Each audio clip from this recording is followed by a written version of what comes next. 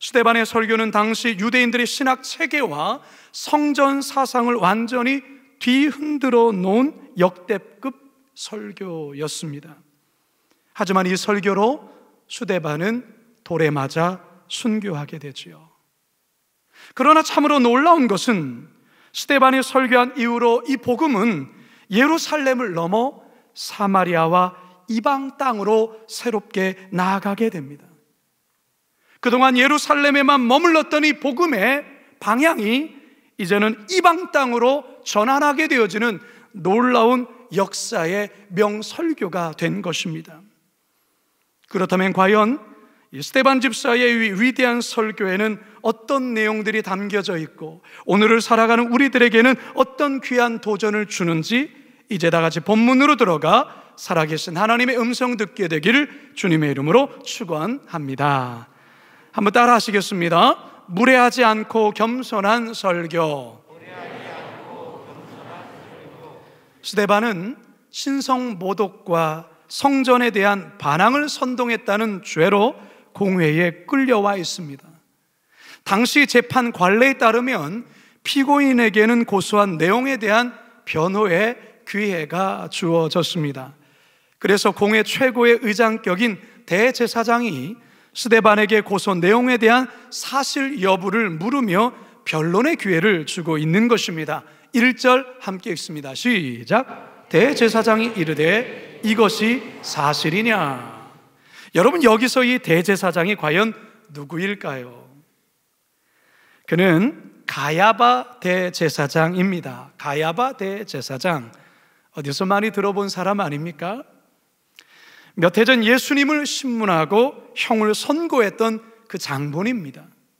그리고 얼마 전에는 사도들까지 신문하기도 했지요. 역사의 기록을 보면 그는 주후 18년에서 36년까지 대제사장직을 수행하였고 장인인 안나스와 함께 이 직무를 수행했다고 기록합니다. 예수님을 신문할 때도 이 가야바 대제사장은 예수님께 이렇게 질문했었습니다. 마태복음 26장 62절 시작. 대제사장이 일어서서 예수께 묻되 아무 대답도 없느냐? 이 사람들이 너를 치는 증거가 어떠하냐 하되.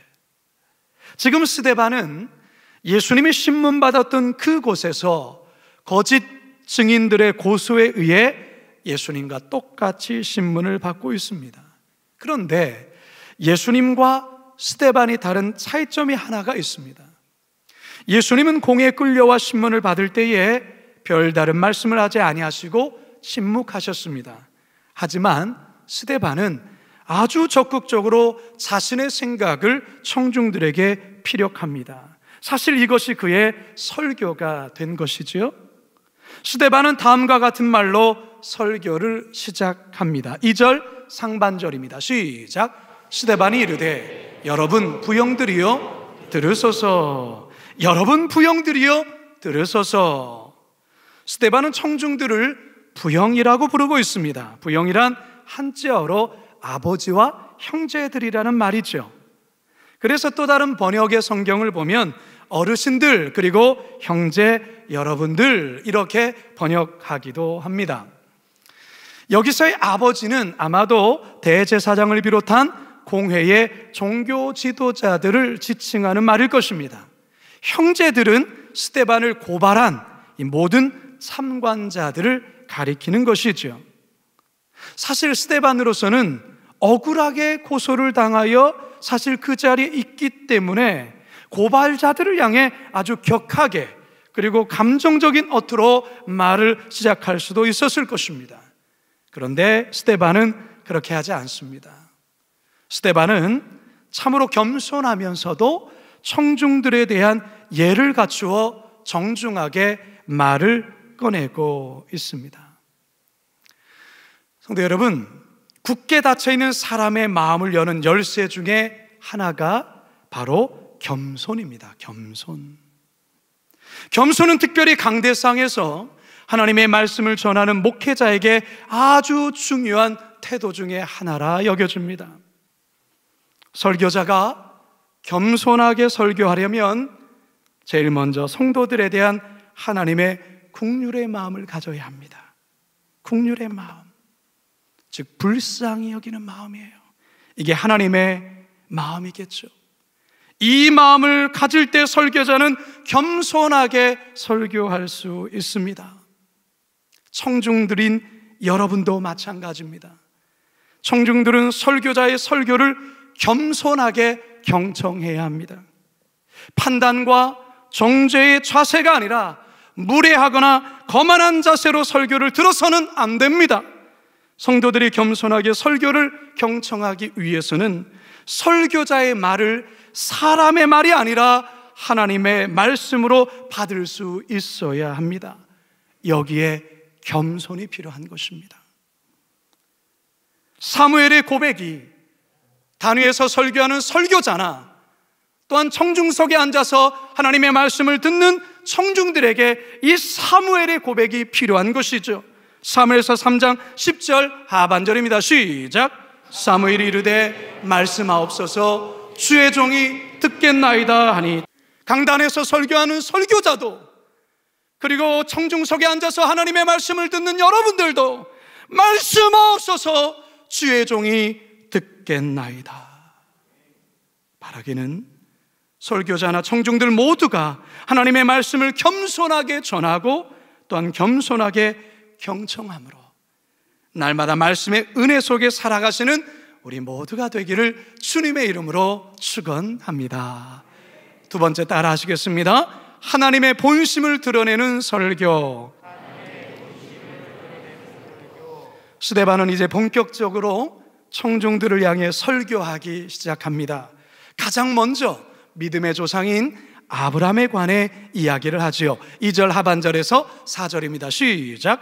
우리 조상 아브라함이 하란에 있기 전 메소포타미아에 있을 때에 영광의 하나님이 그에게 보여 이르시되 내 고향과 친척을 떠나 내가 내게 보일 땅으로 가라 하시니, 아브라함이 갈대아 사람의 땅을 떠나 하란에 거하다가 그의 아버지가 죽음에 하나님이 그를 거기서 너희 지금 사는 이 땅으로 옮기셨느니라. 아멘. 이 아브라함에 관한 이야기를 시작으로 스데반의 설교는 본격적으로 시작되는데요, 8절까지 계속 이어집니다.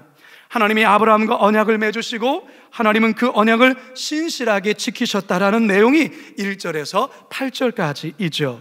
그리고 이어서 요셉이 등장합니다. 형제들의 시기와 미움 때문에 버림을 받았지만 하나님이 요셉을 구원하셨고 결국 요셉을 통해 야곱의 온 가족을 구원하신 이야기가 9절에서 16절까지 이어집니다. 그 다음으로 모세가 등장합니다.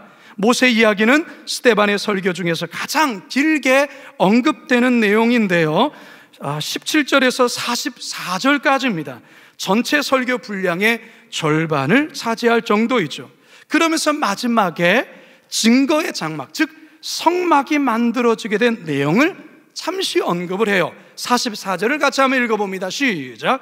광야에서 우리 조상들에게 증거의 장막이 있었으니 이것은 모세에게 말씀하신 이가 명하사 그가 본 그 양식대로 만들게 하신 것이라. 아멘. 자, 이 성막의 이야기, 모세의 성막의 이야기를 언급한 다음에 다윗이 성전을 짓고자 하나님께 기도한 내용, 그리고 솔로몬 왕 때에 성전이 완성된 이야기로 이 설교는 계속해서 나아갑니다. 자, 그런데 여러분, 스데반이 이처럼 길게 성경의 인물들을 언급하며 설교한 이유는 결국 이 다음 이야기를 하기 위한 포석이었습니다. 무슨 말이냐? 47절에서 50절 함께 읽습니다. 시작. 솔로몬이 그를 위하여 집을 지었느니라.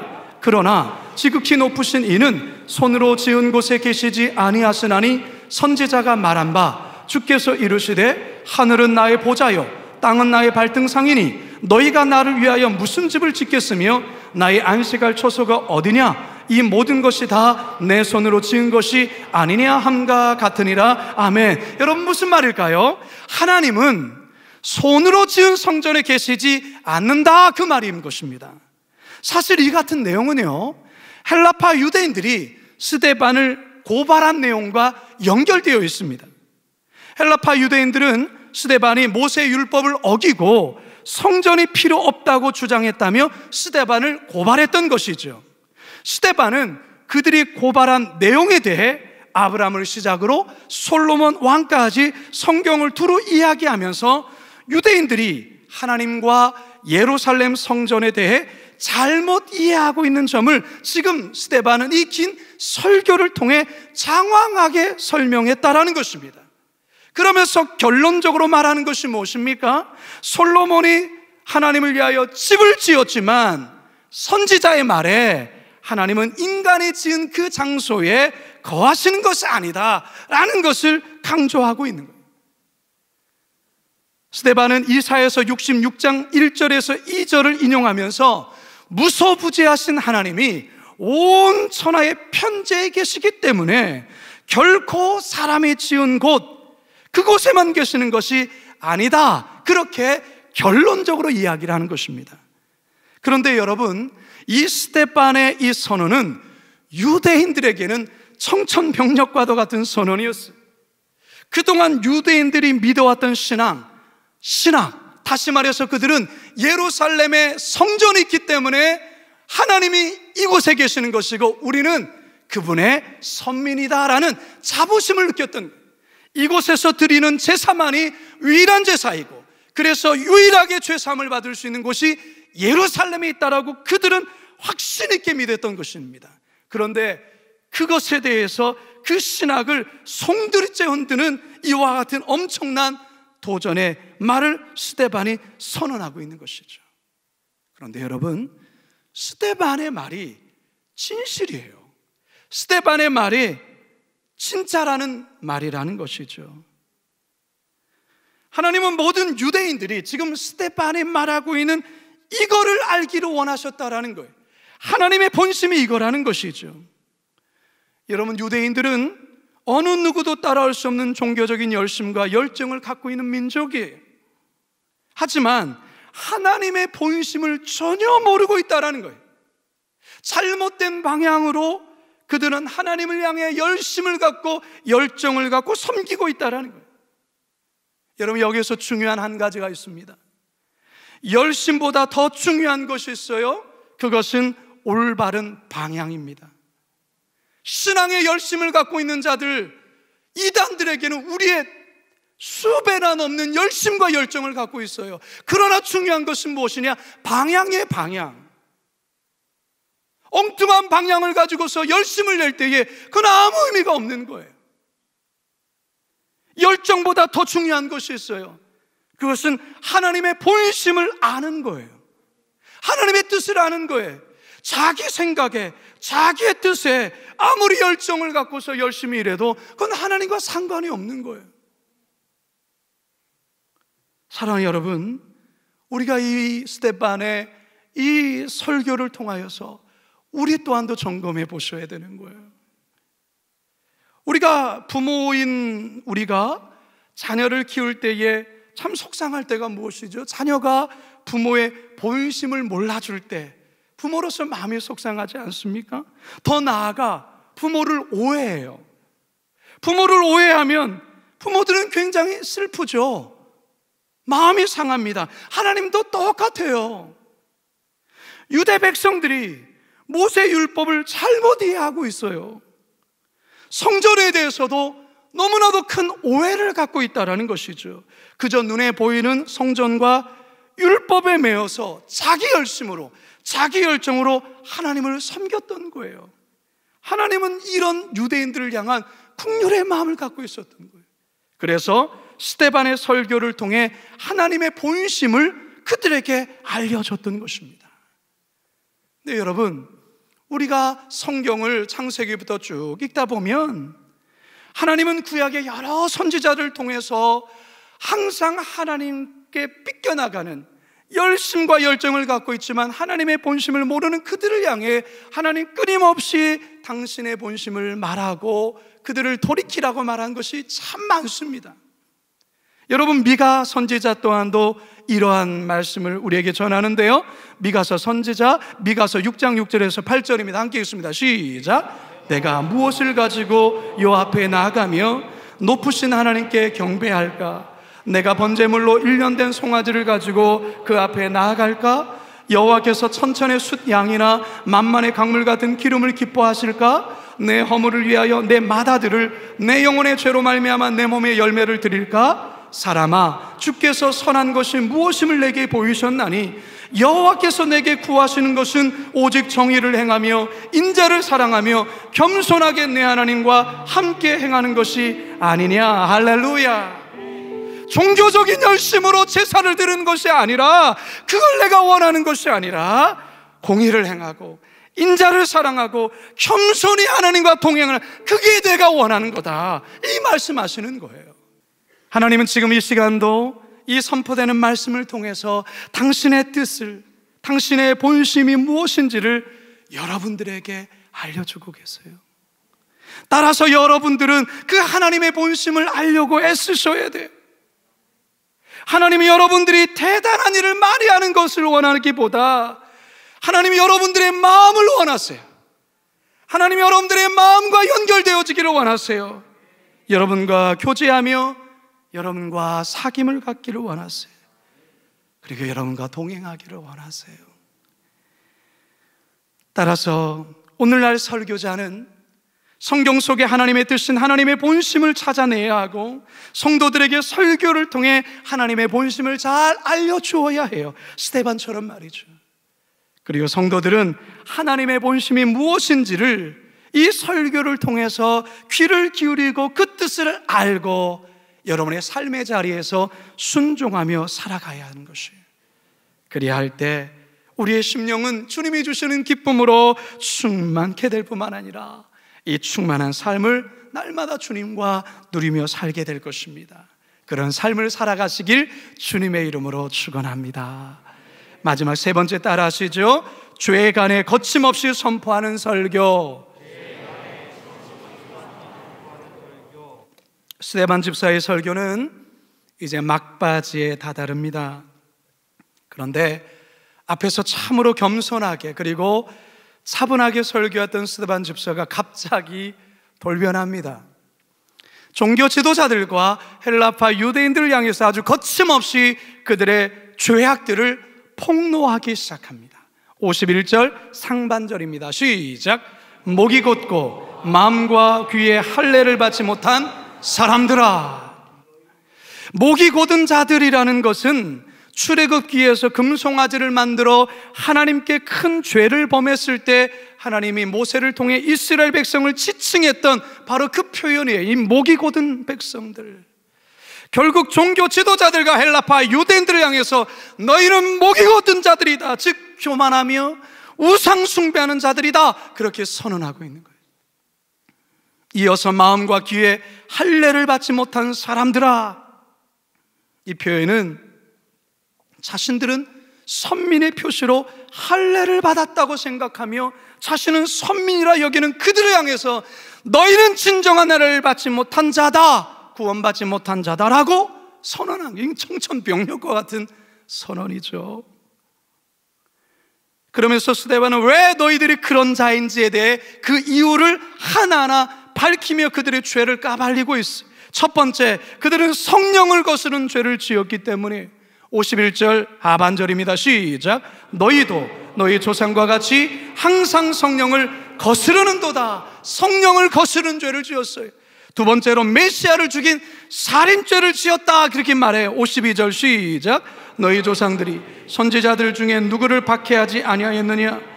의인이 오시리라 예고한 자들을 그들이 죽였고 이제 너희는 그 의인을 잡아준 자요 살인한 자가 되나니. 살인죄를 저질 때요 메시아를 죽였다라는 것이죠.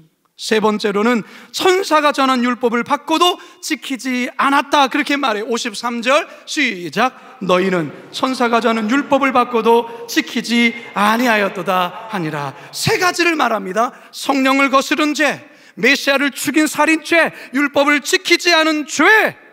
이 죄를 거침없이 유대 지도자들과 헬라파 유대인들을 향하여 쏟아내고 있습니다. 그런데 여러분, 우리가 이 스데반이 이들을 향해 지적하는 이 죄의 목록, 우리들에게는 없을까요? 여러분, 우리들은 성령을 거스른 죄를 범한 적이 없을까요? 여러분, 우리들은 예수 그리스도를 부인하고 더 나아가 예수님을 죽인 적이 없습니까? 생명의 말씀을 받고도 지키지 않은 죄를 범한 적이 없냐 말이죠. 우리도 있어요. 우리도 있어요. 사실 이 같은 날카로운 지적을 받으면 움찔하게 되죠. 그런데 여러분, 하나님의 말씀이 우리 마음 가운데 날카로운 면도날까지 우리의 죄를 지적할 때 그 지적 앞에 내가 죄인입니다 고백하는 그 사람에게 하나님의 은혜가 부어지는 거예요. 은혜입니다, 은혜. 성도 여러분, 설교는 때론 한없이 우리를 위로하는 따스한 담요와 같은 역할을 할 때가 있어요. 외로운 우리를 따뜻하게 감싸는 그 담요 말이죠. 하지만 때로는 폐부를 찌르는 예리한 칼이 되기도 합니다. 사실 진정한 변화는 말씀의 예리한 칼 앞에 찔림을 받을 때 일어나는 거예요. 설교자는 따스한 담요를 성도들에게 덮어주기도 해야 하지만 수술실에 들어간 의사처럼 날카로운 메스를 들기도 해야 하는 것이죠. 즉 죄에 대해 거침없이 설교해야 합니다. 때론 아프죠. 때론 그런 설교 부담스럽죠. 하지만 그 말씀 앞에 정직히 쓸 때 성령께서 역사하시고 성령께서 우리의 영혼을 수술하시고 성령께서 우리의 영혼의 새로운 살을 다시금 회복시켜 주시는 거예요. 여러분, 조심해야 될 것은 마지막 때가 가까울수록, 즉 종말이 가까울수록, 말세의 치말이 가까울수록 말세의 징조 중에 하나가 무엇이냐? 자기가 듣고 싶어하는 그 말만 듣고자 한다라는 것입니다. 이게 디모데후서 4장 3절과 4절 말씀이에요. 시작. 때가 이르리니 사람이 바른 교훈을 받지 아니하며 귀가 가려서 자기의 사욕을 따를 스승을 많이 두고 또 그 귀를 진리에서 돌이켜 허탄한 이야기를 따르리라. 아멘. 결코 여기에 해당돼서는 안 됩니다. 죄에 대한 강력한 말씀이 선포될 때 성령님 나를 불쌍히 여겨 주시옵소서, 성령님 나를 고쳐 주시옵소서, 그렇게 간구하며 주님 앞에 서실 수 있기 바랍니다. 그러면 성령께서 여러분을 만져주시고 여러분의 그 마음을 치유하시고 그 마음을 새롭게 변화시켜 주실 것입니다.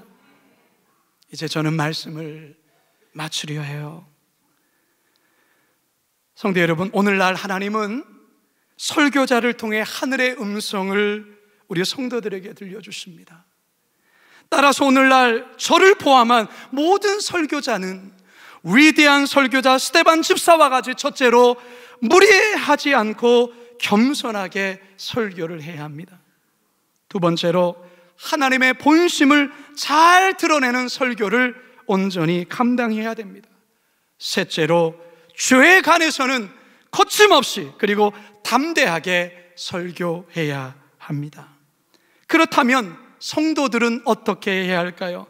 첫째로 성도들은 설교자를 통해 말씀하시는 주님의 음성을 겸손하게 경청해야 합니다.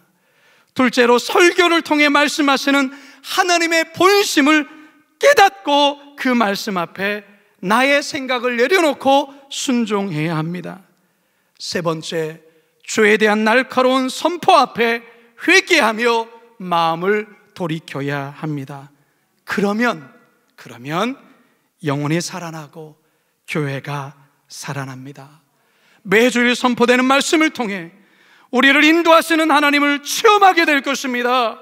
바라기는 여전히 코로나의 이 어려운 생활 속에, 이 시대 속에서 날마다 강단을 통해 선포되는 하나님의 이 생명의 말씀을 통하여 이 어려운 시대를 믿음으로 뚫고 나가시는, 승리하시는 저와 여러분 되길 주님의 이름으로 축원합니다.